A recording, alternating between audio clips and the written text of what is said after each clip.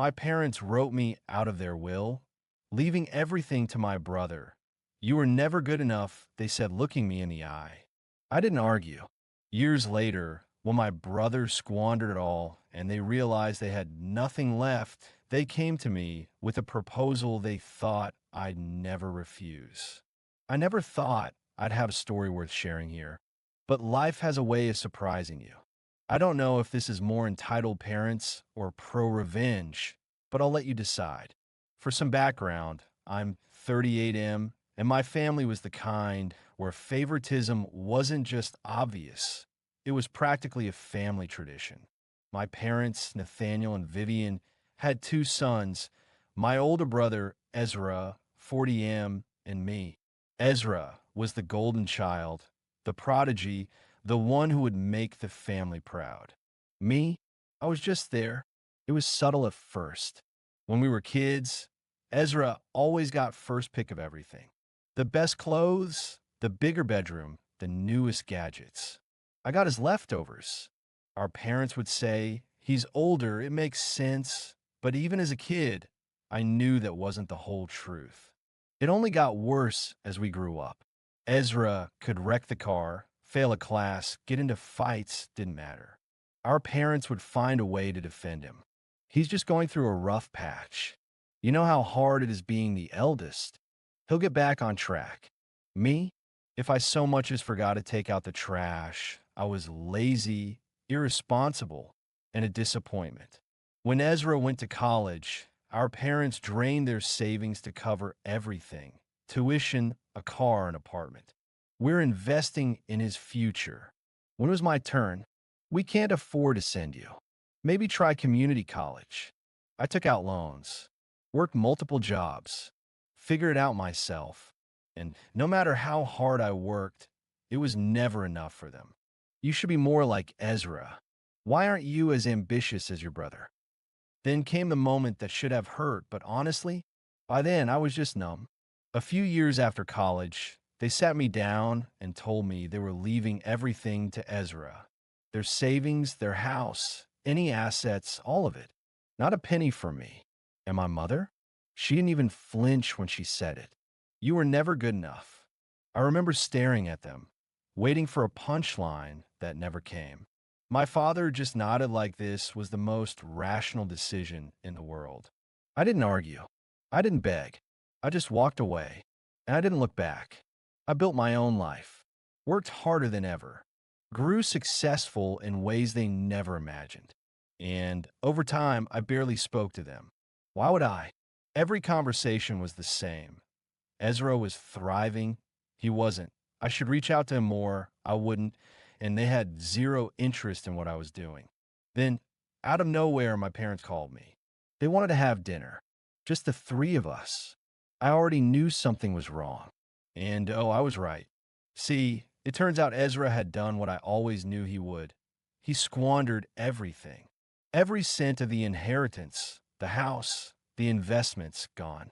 Bad deals, reckless spending, maybe some gambling. They were vague, but I got the picture. And now, my parents had nothing. For the first time in years, they actually wanted to talk to me. We met at a nice restaurant, one I knew they couldn't afford anymore. My mother, usually so composed, looked nervous. My father was quieter than I'd ever seen him. Then my mother cleared her throat and said, "We've been thinking, and we have a proposal for you." I leaned back, arms crossed, and just waited. I raised an eyebrow, but said nothing. I wasn't about to make this easy for them. Vivian glanced at Nathaniel, clearly expecting him to start, but he just stared at the table, running a finger along the rim of his empty water glass. That was new. My father was never the quiet type. So my mother took the lead.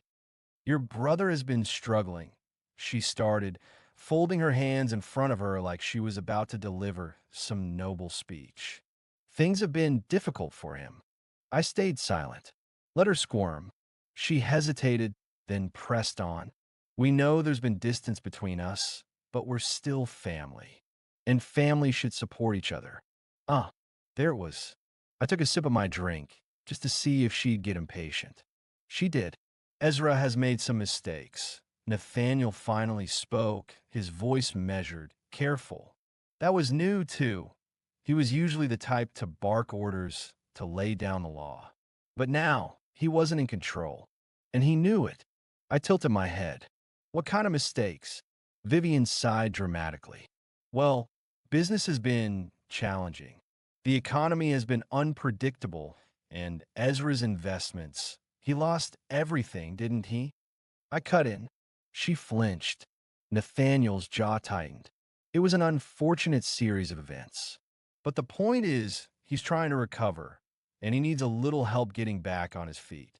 I let out a quiet chuckle, shaking my head. They really thought they could dress this up like it was some noble cause, like I'd just nod along and agree to help. And what does this have to do with me? I asked, feigning curiosity. Vivian leaned forward slightly. Well, we were hoping you could offer some support. Just temporarily. Support. I repeated. You mean money? Vivian pursed her lips. Don't say it like that. Nathaniel cleared his throat, looking uncomfortable. You've done well for yourself.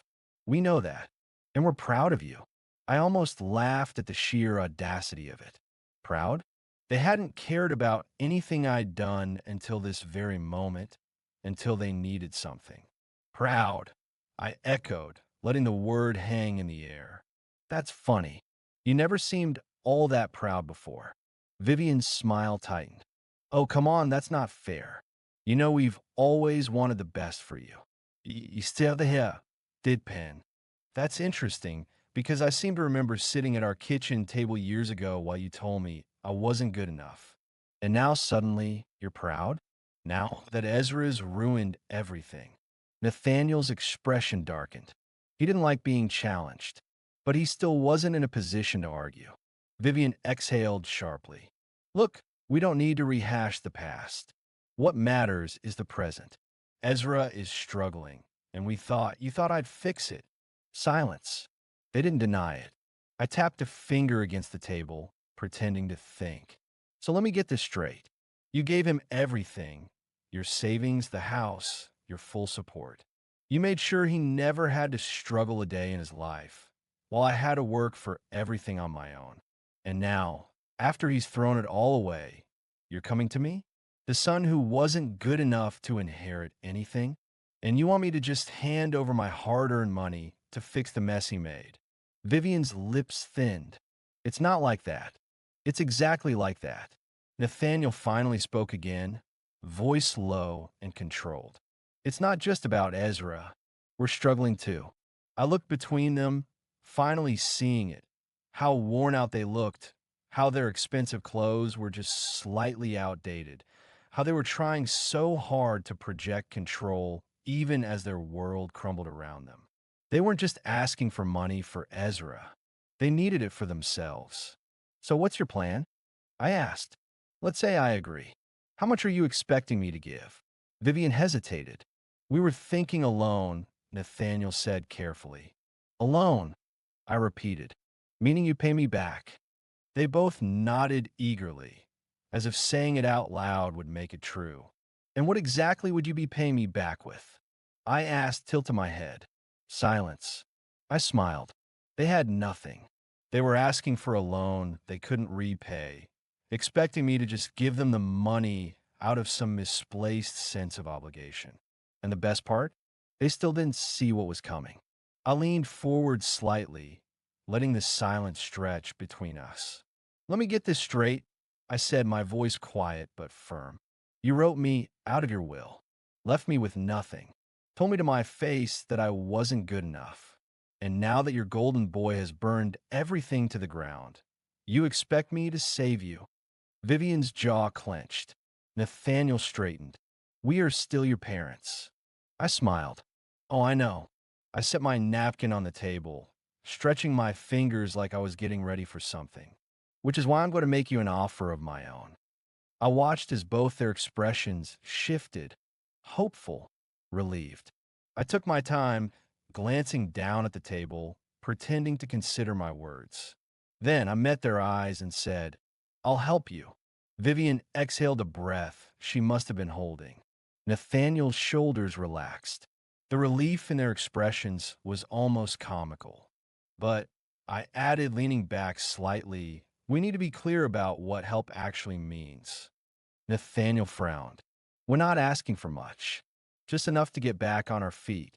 Oh, I know, I said smoothly. But here's the thing. I don't do handouts. And I definitely don't do favors for people who have made it clear that I don't matter to them. Vivian scoffed. That's not fair. We raised you, didn't we? We fed you, put a roof over your head. I held up a hand. Don't. Just don't. I have no interest in hearing how I should be grateful for the bare minimum of parenting. Nathaniel narrowed his eyes. Then what's your offer? I smiled. I'll buy the house. Vivian blinked. What? You heard me. I folded my hands in front of me. You're broke. The house is your last real asset, right? Sell it to me. Nathaniel's face darkened. That house has been in our family for generations. And yet you were willing to sign it over to Ezra without a second thought. I shrugged. I'm offering you a way out. Sell it to me, and you'll have enough to start fresh somewhere else. You might not be able to maintain the lifestyle you're used to, but you won't be homeless. Vivian's mouth opened and closed, her face twisting between outrage and desperation. We're not selling our home to our own son. Why not? You didn't mind cutting me out of it before. I let that hang in the air for a moment before adding. And let's be real, you don't have many other options. Nathaniel clenched his jaw. We could sell to someone else. I nodded, feigning interest. Sure, go ahead. But the market isn't great right now, is it? And how fast do you think you'll be able to sell? Meanwhile, I have the money right now. I could see the gears turning in their heads. They hated this. Hated the idea of handing the house over to me. Hated that they weren't in control anymore.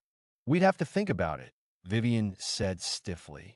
I leaned back, unfazed. Take your time. But just so you know, my offer has an expiration date. Every day you wait, I'll lower the amount I'm willing to pay. Nathaniel's eyes snapped to mine. You wouldn't. I smirked.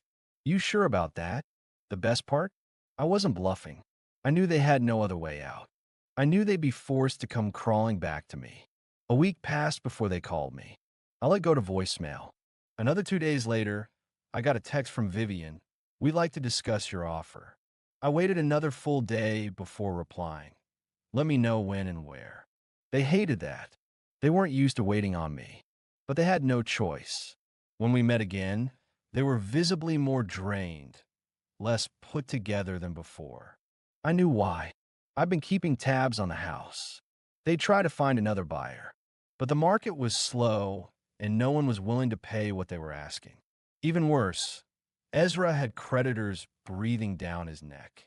I wasn't sure of the exact details, but I heard whispers that he'd taken out some loans he couldn't repay. They were desperate. Nathaniel cleared his throat as I sat down. We've considered your offer. Vivian nodded, forcing a stiff smile. We're willing to sell. I leaned back in my chair. Great, but the offer has changed. Vivian stiffened. Excuse me. I shrugged. I told you my offer would go down the longer you waited. The market isn't getting any better, and my interest has decreased. Nathaniel clenched his fists. That's ridiculous. You have more than enough money to buy it at the original price. I gave him a slow, knowing smile. Oh, I know I do. But that's not the point. I watched as realization dawned on them. This wasn't about the money. This was about making them feel what I had felt. Powerless, unwanted, like their fate was no longer in their hands. Vivian's nostrils flared, but she pressed her lips together, forcing herself to stay calm. And what is your new offer? I slid a contract across the table. I'll buy the house for half of what I originally offered. Vivian's face turned red. That's robbery. I tilted my head. It's business. They sat there, stewing in their own bitterness, hating every second of this.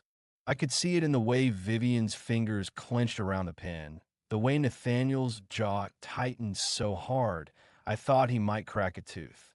They weren't just signing over the house. They were signing away their pride, their sense of superiority, their illusion of control. I let the silence stretch, watching as they hesitated, as if hoping I'd change my mind and take pity on them. But I didn't. I simply waited, completely at ease, because I knew how this would end. Vivian's hands trembled slightly as she hovered over the signature line. She looked up at me one last time, desperation flickering in her eyes. "Are you really going to do this to us?" she whispered. I didn't blink. "You already did it to me. I'm just making things even." She exhaled shakily, then put pen to paper. Nathaniel was next. He signed with sharp, angry strokes, as if the ink itself could convey his fury. When he was done, he shoved the contract toward me, glaring. "I hope you're happy," he spat. I picked up the papers, flipping through them leisurely before tucking them into my folder. Then I met his eyes and smiled. "Oh, I am." And just like that, the house was mine. But here's the best part. After they moved out, I didn't keep it for myself. I turned it into a rental property. And the first person I rented it out to, Ezra's ex-wife. When I reached out to her, she was thrilled. Apparently, Ezra had left her in an awful financial situation. He had spent recklessly during their marriage, and when things went south, he drained their joint accounts, leaving her to pick up the pieces. She was struggling to find a stable place for herself and their kid, and the idea of living in the very house my parents had once so proudly gifted to Ezra, she found it deliciously poetic. She moved in almost immediately. She even sent me a thank you gift, an expensive bottle of whiskey with a note that simply said, "Best landlord ever." As for my parents, they relocated to a much smaller place, an old, rundown rental in a neighborhood they used to look down on. Nothing luxurious, nothing like what they were used to. They went from their grand family home to a two-bedroom apartment with noisy neighbors and outdated appliances. They complained, of course, to anyone who would listen, but the sympathy was in short supply. Most people knew exactly what had happened. I heard from a relative that they're miserable, not just because of their new living situation, but because they can't stand the fact that I was the one who came out on top. That the son they dismissed as never good enough was now the one holding all the cards. And Ezra? Well, let's just say karma had a field day with him. His reckless spending finally caught up. No more family fortune to bail him out. No more safety net. His credit was in ruins, and he was drowning in debt. Last I heard, he was couch hopping between friends who were quickly running out of patience. So, Reddit, am I the a-hole for making my parents sell me the house at a reduced price? Should I have been more forgiving, or did they get exactly what they deserved? Let me know what you think. If you enjoyed this story of karma and revenge, don't forget to like, subscribe, and turn on notifications so you never miss a new upload. Drop your thoughts in the comments below. Thanks for watching, and see you in the next one.